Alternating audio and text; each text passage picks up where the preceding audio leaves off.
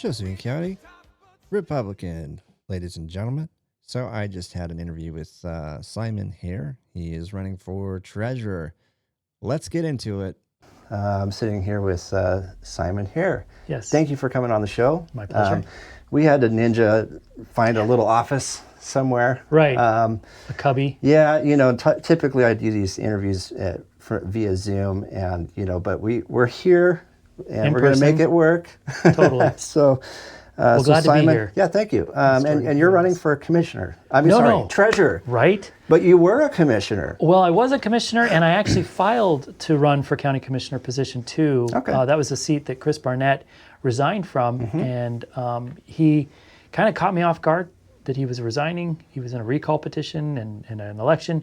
And so I came into Grants Pass and I filed right away. I wanted to be the first person to showcase and express my interest in serving in that interim position that he was vacating. It felt as though there was somebody, who had experience that was that was necessary on the board, and kind of lacking of people who know what to do. And so I filed to do that, and then I withdrew because when I filed my paperwork, prior to that, Wally Hicks had told me that it was for a 4-year term, and then when I filed, Rhiannon told me it was for a 2-year term, and so there was the confusion about that situation, and I subsequently withdrew, and then I decided it doesn't matter whether it's 2 or 4 years, I don't really care.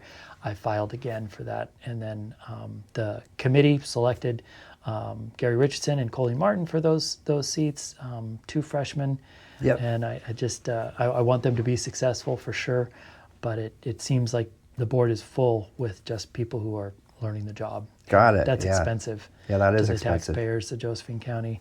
So I had served for 2 terms. 8 years. 8 years, longest serving county commissioner that's alive right now. And I made 2 appointments in my freshman year. When I was elected, I served with Dwight Ellis for a minute, and he resigned in April. And then after that, Sandy Castanelli was recalled before the end of the year. So I made 2 appointments in my freshman year, and I didn't really see the angst that Ron Smith was having in his need to fill those seats. That's kind of the role of a commissioner. And so anyway, I did that in my freshman year. And then the next year, serving with it's Don Reedy and Harold Haugen.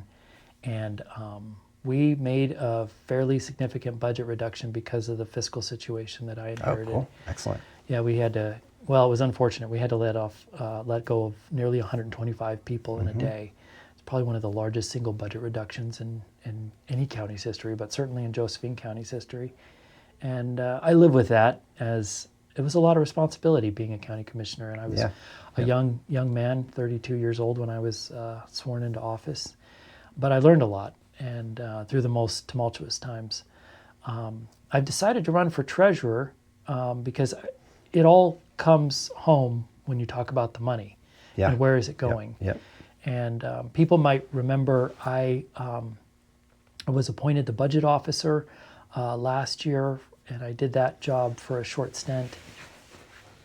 Unfortunately, I felt like I had no other choice but to resign in that capacity because of some things that were going on that I didn't think were in the best interest of the citizens and the taxpayers of Josephine County, and I think they feel that way. I think I did, unfortunately, what I had to do, but it was the right thing to do. And in that one instance, it saved the county, $363,000. Yeah, the Michael Sellers thing. Yeah, and I like Michael. Yeah. I mean, he's a smart guy, but what they were crafting in the way of introducing the county to really a county manager was pretty antithetical to what I think the citizens really wanted and stuff. The budget was $388,000 for his total compensation for 1 year.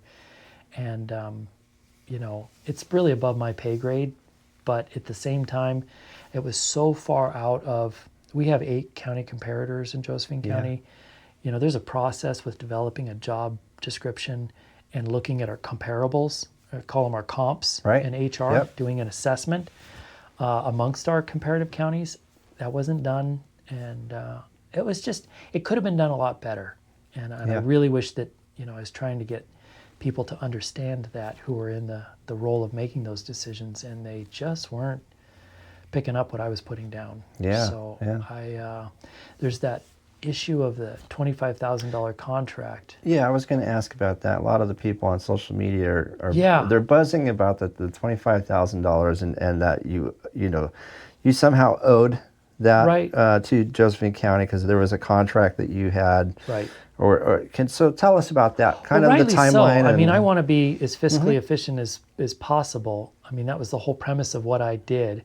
Article 8 of the contract had misuse of funds as a justifiable reason for breach of contract, and I feel like I did everything I could to get that to not happen. I did get some correspondence from the current board about that, and although in preparation for the budget, it was 90+% done. What I needed to do was lead the budget committee and the board through their budget process, which is actually very small. That's what the public sees. But I worked for well over a month, almost 5-6 weeks, on preparing the budget. That's where the real hard work comes from. Oh yeah, That's what you don't see. Yep. And that's actually where I got those Michael Sellers budgets from. Was those were the last ones to come in, and so then the information was presented to me and Ruth, the interim finance director, and what happened. But I have reached out to the board publicly at their meeting and said, if there is a delta, I want to make it right. Sure. And I'm willing to come back and contribute in their budget. They're all freshmen too, except Right. for Ron Smith. Yeah. And the entire budget committee is going to be freshmen because they just let go of all three That's right. of the most experienced people that would have been on the budget committee.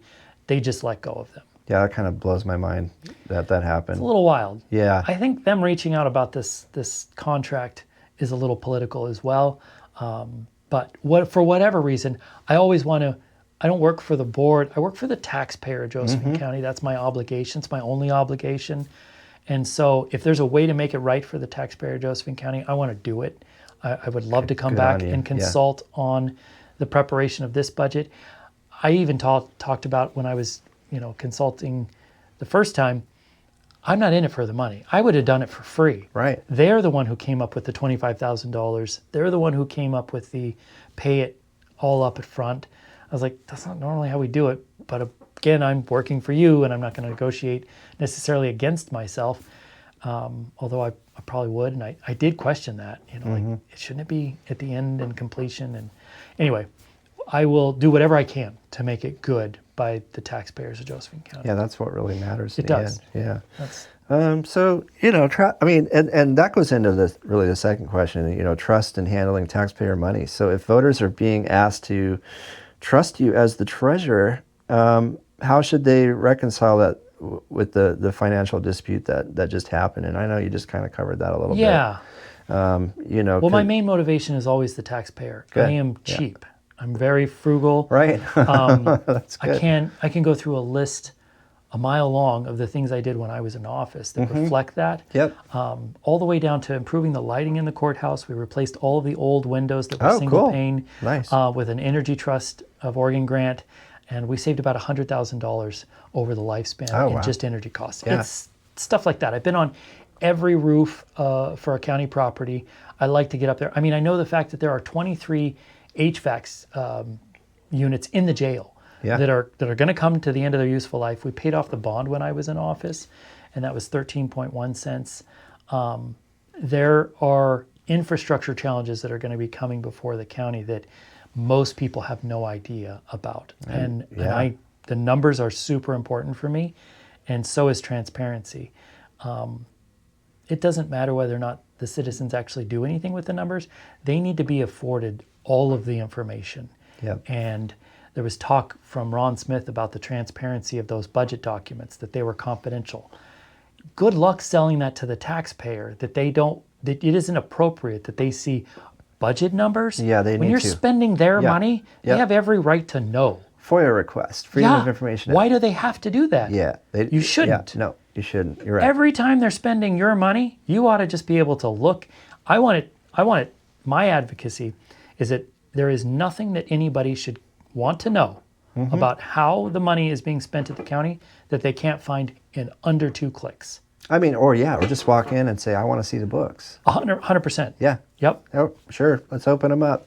Even right now with the mid-year budget adjustment, when Chad and Hansen and Mark Kirby and Joseph Rice were on the budget committee, they sent me the preliminary, or Chad did, and I'm going through it. And I'm like, man, I've done 8 budgets, 9 if you count the one I was a budget officer for. This is not clear.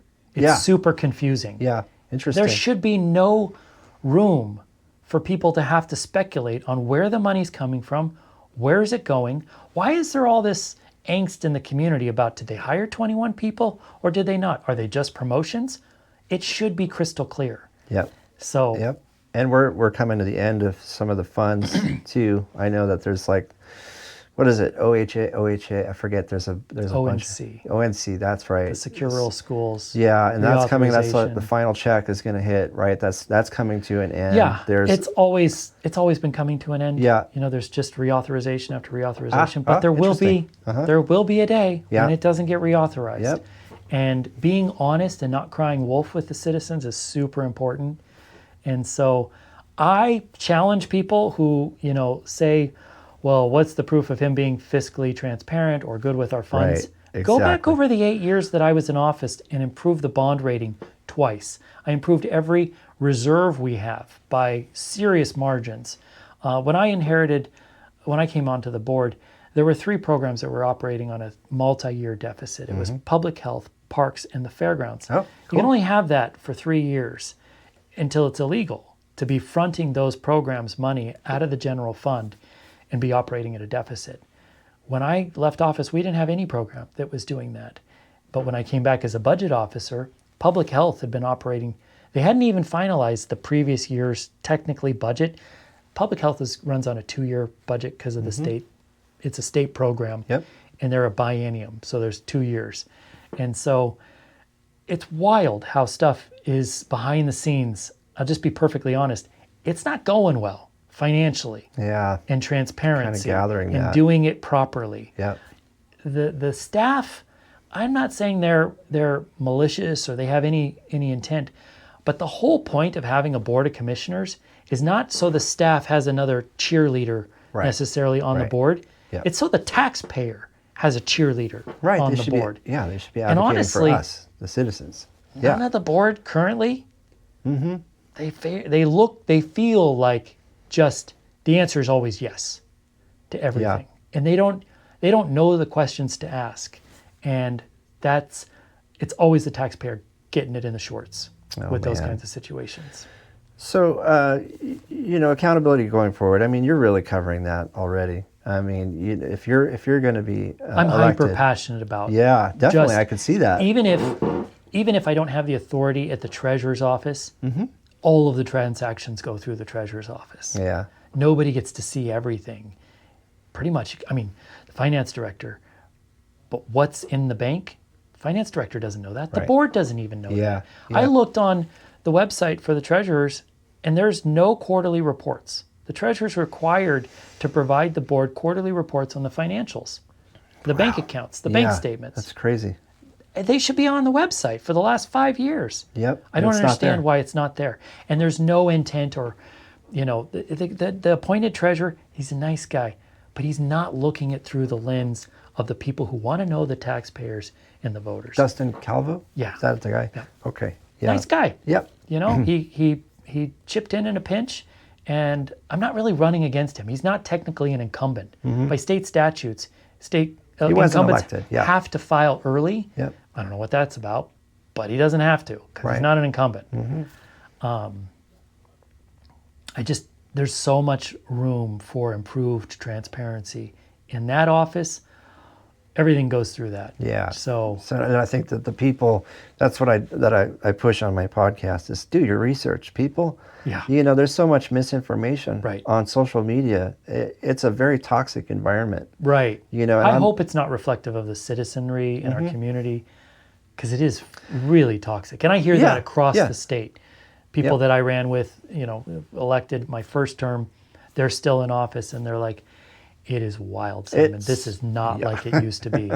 The accusations that Mark Twain said a lie will get I know in Mark around the Twain. world Yeah, no, before the truth gets his pants on? It gets its shoes on. Shoes Correct, on, yeah. The lie travels halfway around the world before the Totally. truth gets its shoes on. Yeah. And that's exactly what's happening. And Chad Hansen gives out his phone number. Nobody calls. Yeah. Nobody wants clarification. They love to run with speculative mistruths Yeah. and lies. And that's what I'm, hopefully I can reach out to Chad and get an interview with him He as wants well. to sit down with you. Great, Yeah, he great. was talking yeah. to you. So Simon Hare, everybody. Yeah. And thank you again. I didn't know you coming into this interview. I just had these Right. questions. We Yeah. met one time before. Totally. And so I thought, hey, let's just get to the nitty gritty. I know. What are people talking about on social media? And that's it. Yep. So thank you. I appreciate Well, your I'm an time. open book. Anybody want to ask anything? I get Mark Seligman calling. Oh, great. Yeah. Yeah. Anybody. Yeah. Just reach out, and I'm happy to kind of go step by step about what happened. Cool. Thank you very Right. much. My pleasure. All right. Thanks a lot. Yep.